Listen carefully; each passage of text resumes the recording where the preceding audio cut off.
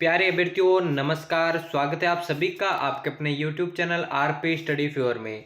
तो जितने भी मेरे भाई बहन जिन्होंने सीईटी का फॉर्म अप्लाई किया है, चाहे वो ग्रेजुएशन लेवल का हो या फिर 12th लेवल का, तो आज की वीडियो को आपको एंड तक वॉच करना है, क्योंकि दोस्तों लगभग ज़्यादातर परसेंटेज राजस्थान जीके के आज के जो हैं दोनों में, ठीक है ना, ग्रेजुएशन लेवल के और दोस्तों आपके 12th लेवल के सीईटी का अगर आप एग्जाम देने वाले हैं तो उसमें राजस्थान जीके का मैक्सिमम परसेंटेज होने वाला है। अगर आप राजस्थान जीके के अंदर बेहतरीन स्कोर कर लेते हैं दोस्तों, सीईटी में आपका सिलेक्शन होने से कोई नहीं रोक सकता है। तो अगर आपने सीईटी का फॉर्म अप्लाई किया है तो आप सभी को क्लास को एंड तक वॉच करना है। बिना किसी देर के आज की क्लास को शुरू करते हैं राजस्थान जीके के बेहतरीन प्रश्नों के साथ। पहला क्वेश्चन आपकी स्क्रीन के सामने है, भारत का पहला परमाणु विस्फोट किस स्थान पर किया गया? आपको मालूम है दोस्तों, पटवारी 2011 में पूछा गया है और पटवारी का ग्रेजुएशन लेवल का आपका एग्जाम है सीईटी के अंतर्गत ही।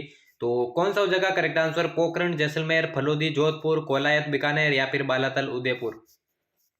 सभी को करेक्ट आंसर देना है जो भी मेरे भाई बहन सीईटी की तैयारी कर रहे हैं। तो भारत का पहला परमाणु विस्फोट दोस्तों पोखरण जैसलमेर के अंदर किया गया था। आपसे पूछा जाएगा कब किया गया, तो दोस्तों 1974 को, ठीक है ना, 1974 को आपका भारत का पहला परमाणु विस्फोट पोखरण जैसलमेर के अंदर किया गया। चलिए बढ़ते हैं अगले प्रश्न की ओर। अगला है दोस्तों, निम्नलिखित नदियों में से राजस्थान में कौन सी नदी रुंडित सरिता कहलाती है? वाकल नदी, खारी नदी, बाणगंगा नदी, कोठारी नदी। कौन सी नदी को रुंडित सरिता कहते हैं? जल्दी से आंसर बताएं दोस्तों। सेकंड ग्रेड के अंदर ये प्रश्न पूछा गया है दोस्तों, रुंडित सरिता किसे कहा जाता है? तो दोस्तों बाणगंगा नदी को आपके रुंडित सरिता कहा जाता है। बाणगंगा नदी के बारे में पूछे दोस्तों, बेराट की पहाड़ियों से इसका उद्गम होता है। बेराट की पहाड़ियों जो कि जयपुर के अंदर स्थित है, उससे यहीं से दोस्तों आपकी बाणगंगा नदी का उद्गम होता है। इसके अलावा दोस्तों अर्जुन की गंगा, ठीक है ना, अर्जुन की गंगा अगर आपसे पूछे कि अर्जुन की गंगा किसे कहा जाता है, तो दोस्तों बाण गंगा नदी को कहा जाता है। इसके अलावा दोस्तों रुंडित सरिता किसे कहा जाता है, तो वो भी बाण गंगा नदी को कहा जाता है। तो तीसरा ऑप्शन इसका बिल्कुल करेक्ट हो जाएगा। चलिए बढ़ते अगले प्रश्न की ओर। मंत्रिमंडल सचिवालय का प्रशासनिक प्रमुख कौन होता है? प्रशासनिक प्रमुख मंत्रिमंडल सचिवालय का मुख्य सचिव, मुख्यमंत्री का सचिव, विधि सचिव या फिर कार्मिक सचिव। करेक्ट आंसर बताए दोस्तों, क्या हो जाएगा इसका करेक्ट आंसर? सभी को आंसर देना दोस्तों। अगर आपने सीईटी का फॉर्म अप्लाई किया है और इसकी तैयारी कर रहे हैं तो ये मॉडल पेपर आपके लिए महत्वपूर्ण होने वाला है। मंत्रिमंडल सचिवालय का प्रशासनिक प्रमुख दोस्तों मुख्य सचिव होता है, ठीक है ना, पहला ऑप्शन इसका बिल्कुल करेक्ट हो जाएगा। अगला प्रश्न है दोस्तों, कौन सा युग्म असंगत है? कौन सा युग्म असंगत है आपको बताना है। चुंगी, तीर्थ, जैसलमेर, गोटिया, अंबा, बांसवाड़ा, चंद्रभागा मेला, अजमेर, विक्रमादित्य मेला, उदयपुर। असंगत कौन सा इनमें से आपको बताना है। करेक्ट आंसर बताइए क्या हो जाएगा। करेक्ट आंसर बताए दोस्तों। देखिए दोस्तों, चंद्रभागा का जो मेला है दोस्तों अजमेर के अंदर नहीं लगता है, वो कहां पर लगता है? झालावाड़ के अंदर। तो आपको मालूम चल गया दोस्तों कौन सा इनमें से असंगत है। तीसरा ऑप्शन, ठीक है ना, चंद्रभागा का मेला अजमेर के अंदर नहीं है बल्कि झालावाड़ के अंदर लगता है, इसलिए यही इसका करेक्ट आंसर होगा। चलिए बढ़ते अगले प्रश्न की ओर। राजस्थान में गेटोर की छतरिया किस राजवंश की है? गेटोर की छतरिया कौन से राजवंश की है? हाड़ा वंश, सिसोदिया वंश, परमार वंश या फिर कच्छवाहा राजवंश। कौन से वंश की जो है गेटोर की छतरियां हैं, जल्दी से बताइए।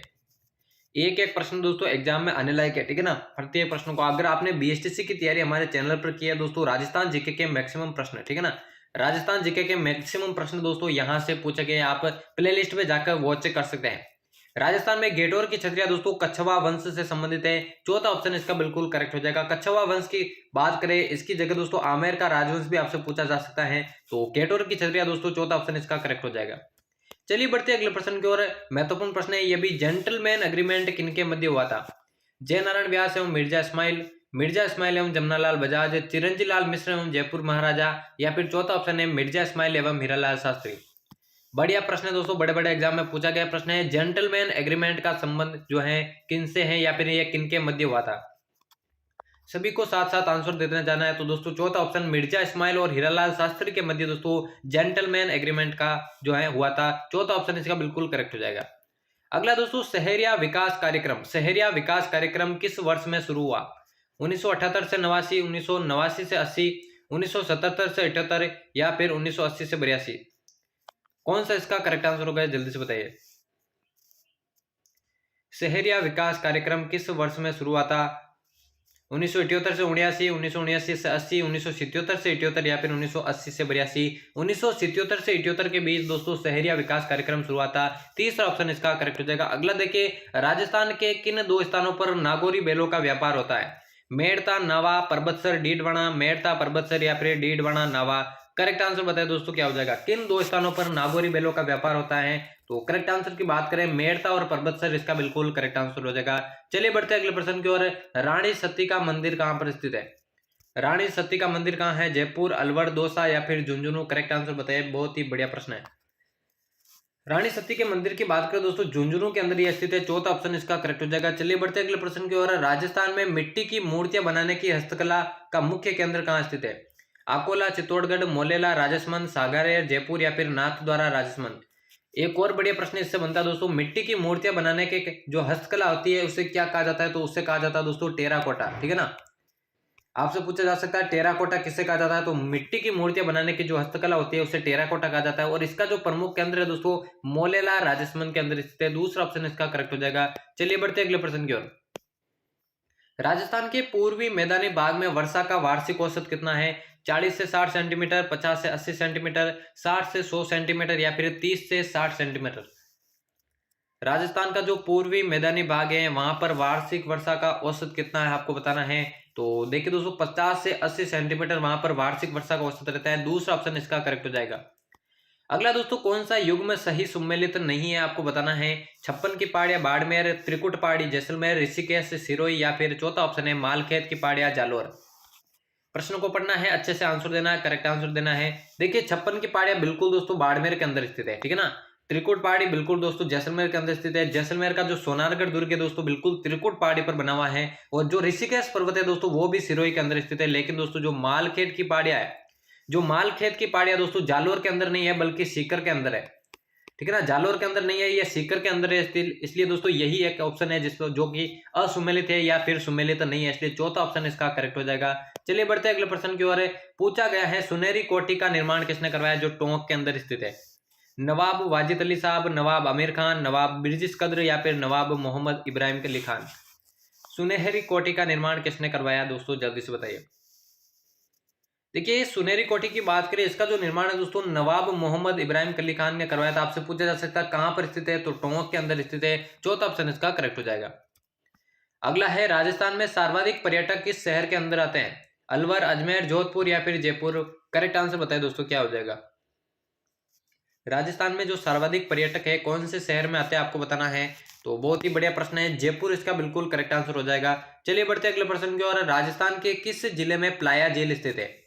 प्लाया झील कौन से जिले में है? कोटा, जैसलमेर, भरतपुर या फिर उदयपुर? जल्दी से आंसर बताइए। प्लाया झील की बात करें दोस्तों जैसलमेर के अंदर ये स्थित है। दूसरा ऑप्शन इसका करेक्ट हो जाएगा। अगला देखिए राजस्थान का सबसे पश्चिमी बिंदु कौन सा है? राजस्थान का सबसे पश्चिमी बिंदु, राजस्थान की अवस्थिति के बारे में अगर आपको जानकारी है तो इसका आंसर आप दे पाएंगे। बोरकुंड गांव, सिलाना गांव, कटरा गांव या फिर कोण गांव? पूछा गया है राजस्थान का सबसे पश्चिमी बिंदु कौन सा है। तो दोस्तों कटरा गांव इसका बिल्कुल करेक्ट हो जाएगा जो कि जैसलमेर के अंदर स्थित है। अगर आपसे पूछा जाए दोस्तों राजस्थान का सबसे पश्चिमी बिंदु और कौन से जिले में है तो कटरा गांव, जैसलमेर इसका करेक्ट आंसर हो जाएगा। अगला है राजस्थान का सबसे पूर्वी बिंदु कौन सा है? आपसे पूछा जा सकता है कि सबसे पश्चिमी बिंदु तो आपने बता दिया, तो बताइए सबसे पूर्वी बिंदु कौन सा है? बोरकुंड, सिलाना, कटरा या फिर कोण गांव? तो सबसे पूर्वी बिंदु दोस्तों धौलपुर जिला है, ठीक है ना। अगर आपसे पूछा जाए सबसे पूर्वी जिला कौन सा है तो धौलपुर हो जाएगा। और अगर आपसे स्थान पूछा जाए तो दोस्तों सिलाना गांव इसका बिल्कुल करेक्ट आंसर हो जाएगा। दूसरा ऑप्शन, ठीक है ना। अगला है दोस्तों सुनारी नामक स्थल किस जिले में स्थित है? सुनारी नामक स्थल कौन से जिले में है? करौली, सीकर, झुंझुनू या फिर जयपुर? करेक्ट आंसर बताए दोस्तों क्या हो जाएगा। सुनारी नामक स्थल किस जिले में स्थित है आपको बताना है। करेक्ट आंसर बताइए क्या हो जाएगा। देखिए सुनारी नामक स्थल दोस्तों झुंझुनू के अंदर स्थित है। तीसरा ऑप्शन इसका करेक्ट हो जाएगा। अगला है दोस्तों अकबर ने नागौर दरबार का आयोजन कब करवाया था? 1570, 1775, 1565 या फिर 1560? नागौर दरबार का आयोजन अकबर के द्वारा कब किया गया था? तो 1570 इसका बिल्कुल करेक्ट आंसर हो जाएगा। चलिए बढ़ते अगले प्रश्न की ओर। शिशुपाल वध का लेखक कौन था पूछा गया है? सूर्यमल मिश्रण, कवि माघ, चंद्रबरदाय या फिर मोहनोत नैणसी? करेक्ट आंसर बताइए क्या हो जाएगा इसका। शिशुपाल वध का लेखक कौन था बताइए। तो देखिए दोस्तों महाकवि माघ, ठीक है ना। महाकवि माघ इसका बिल्कुल करेक्ट आंसर हो जाएगा। चलिए बढ़ते अगले प्रश्न की ओर। निम्न में से भरतपुर संभाग में कौन सा जिला नहीं है? अलवर, धौलपुर, करौली या फिर सवाई माधोपुर? देखिए दोस्तों भरतपुर संभाग के अंतर्गत 4 जिले आते हैं। पूछा जा सकता है 4 जिले आते हैं कौन कौन से? देखिए भरतपुर, ठीक है ना, भरतपुर आता है, धौलपुर आता है, करौली आता है और सवाई माधोपुर आता है। और यहाँ पे पूछा गया कौन सा जिला नहीं आता है, तो दोस्तों अलवर इसका करेक्ट आंसर होगा, जो कि भरतपुर संभाग में नहीं आता है। अगला है दोस्तों, निम्न में से किसको कथक नृत्य की जन्मस्थली माना जाता है? नवलगढ़, जयपुर, अलवर या फिर चौथा ऑप्शन है सुजानगढ़, चूरू। किसको जो है कथक नृत्य की जन्मस्थली माना जाता है? करेक्ट आंसर बताइए। तो सुजानगढ़, चूरू को जो दोस्तों कथक नृत्य की जन्मस्थली माना जाता है। चौथा ऑप्शन करेक्ट हो जाएगा।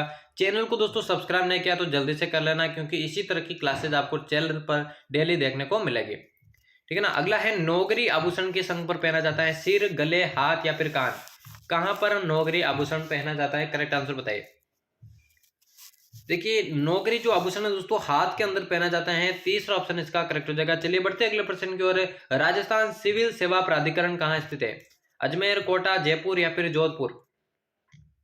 राजस्थान सिविल सेवा प्राधिकरण कहां स्थित है आपको बताना है। अजमेर, कोटा, जयपुर या फिर जोधपुर। तो जयपुर के अंदर ये स्थित है। तीसरा ऑप्शन इसका करेक्ट हो जाएगा। चलिए बढ़ते अगले प्रश्न की ओर। सांझी त्योहार किससे संबंधित है? नव विवाहितों से, कुंवारी कन्याओं से, किशोर बालकों से या फिर महिलाओं से। सांझी का जो त्योहार है दोस्तों किससे संबंधित है आपको बताना है। तो जितनी भी दोस्तों कुंवारी कन्याएं हैं उनसे ये संबंधित है। दूसरा ऑप्शन इसका करेक्ट हो जाएगा। चलिए बढ़ते अगले प्रश्न की ओर। पूछा गया है जगत शिरोमणि मंदिर कहाँ स्थित है? चित्तौड़गढ़, आमेर, टोंक या फिर उदयपुर। करेक्ट आंसर बताइए क्या हो जाएगा। जगत शिरोमणि का मंदिर कहाँ है आपको बताना है। करेक्ट आंसर बताइए। तो दोस्तों आमेर इसका बिल्कुल करेक्ट आंसर हो जाएगा। चलिए बढ़ते अगले प्रश्न की ओर। देश का पहला हेरिटेज होटल कहाँ पर स्थित है? अजीत भवन, उमेद भवन, जसवंतथड़ा या फिर मेहरानगढ़। देश का पहला हेरिटेज होटल कहां पर स्थित है आपको बताना है। करेक्ट आंसर बताइए। देखिए, देश का पहला जो हेरिटेज होटल है दोस्तों अजीत भवन को कहा जाता है। पहला ऑप्शन इसका करेक्ट हो जाएगा। अगला है दोस्तों, मेवाड़ के गुहिल वंश की जानकारी कहां से मिलती है या कौन से शिलालेख से मिलती है? गोसुंडी शिलालेख, कीर्ति स्तंभ शिलालेख, सामोली शिलालेख, दिलवाड़ा का शिलालेख। जल्दी से आंसर बताइए क्या हो जाएगा इसका करेक्ट आंसर। मेवाड़ के गुहिल वंश की जानकारी जो है कहां से मिलती है? करेक्ट आंसर की बात करें सामोली का शिलालेख इसका बिल्कुल करेक्ट आंसर हो जाएगा। अगला है दोस्तों, ग्राम पंचायत का सचिव कौन होता है? ग्राम पंचायत का सचिव कौन होता है? पटवारी, सरपंच, उप सरपंच या फिर ग्राम सेवक। ग्राम पंचायत का जो सचिव होता है कौन होता है? करेक्ट आंसर बताइए जल्दी से। देखिए, ग्राम सेवक, ठीक है ना। ग्राम सेवक जो है ग्राम पंचायत का सेवक होता है, जिसे हम दोस्तों ग्राम विकास अधिकारी भी कहा जाता है, जिसे हम इंग्लिश में वीडीओ कहते हैं, जिसे विलेज डेवलपमेंट ऑफिसर कहा जाता है इंग्लिश में। तो यही जो है ग्राम पंचायत का सचिव होता है। और आज की क्लास का ये होने वाला है दोस्तों अंतिम प्रश्न। राजस्थान का नाभिकीय बिजली संयंत्र कहाँ स्थित है? 30 में से आपके कितने करेक्ट होते हैं जल्दी से कमेंट बॉक्स में बताएगा। निम्बाहेड़ा, रावतबाटा, भटेवर, सूरतगढ़। करेक्ट आंसर बताए। और चैनल को अभी तक सब्सक्राइब नहीं किया तो जल्दी से कर लेना। राजस्थान का नाभिकीय बिजली संयंत्र की बात करें दोस्तों रावतबाटा, ठीक है ना। रावतबाटा चित्तौड़गढ़ के अंदर ही स्थित है। दूसरा ऑप्शन बिल्कुल करेक्ट हो जाएगा। तो यहाँ पर दोस्तों सीईटी सेट 2022 ग्रेजुएशन लेवल और 12th लेवल के राजस्थान जीके के अति महत्वपूर्ण प्रश्नों की क्लास समाप्त होती है। ऐसी क्लासेस दोस्तों चैनल पर आपको आगे भी देखने को मिलेगी। तो सब्सक्राइब नहीं किया तो जल्दी से सब्सक्राइब करके बेल आइकन को प्रेस कर देना। तो मिलते हैं किसी और नई क्लास में, तब तक लेते हैं अलविदा। धन्यवाद।